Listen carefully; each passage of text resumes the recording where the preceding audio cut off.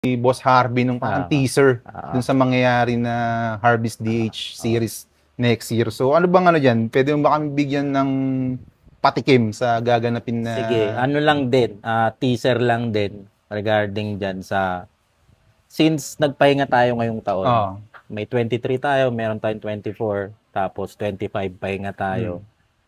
Actually, yung purpose nun, bakit nagpahinga is parang nag-focus yung team na maglaro international. Mm. Which is yun, nagpunta nga sila Steve, sila Clinton, yan, sila Kiel.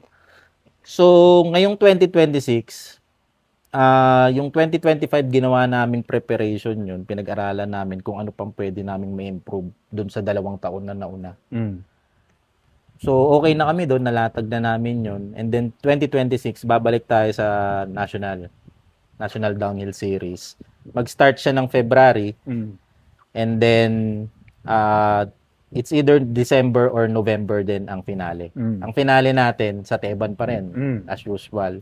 Teban pa rin tayo dyan. And ang opening natin, sa Papis. Papis. Papis tayo Papis. niyan. February, so aabangan na lang ng mga rider yung dates niyan. And meron tayong 6 na legs. Mm. 2 Luzon, 2 Visayas, tsaka 2 Mindanao. Mm. And ang twist dyan is yung pinaka main goal namin dyan is sana kayanin namin na gusto namin magkaroon ng UCI sanction, lahat ng legs. Ah. Oo, yun. Yan pinipilit namin, wino-workout namin yun. Ganda yan. Pero syempre kasi merong budget na pag-uusapan din yan. So, hindi namin mapipilit yung isang leg na kailangan UCI sanction ka or ganito. Pero with that, sa mga LRO, sa tulong ng mga LRO, mapupush through natin yung mga events, yung mga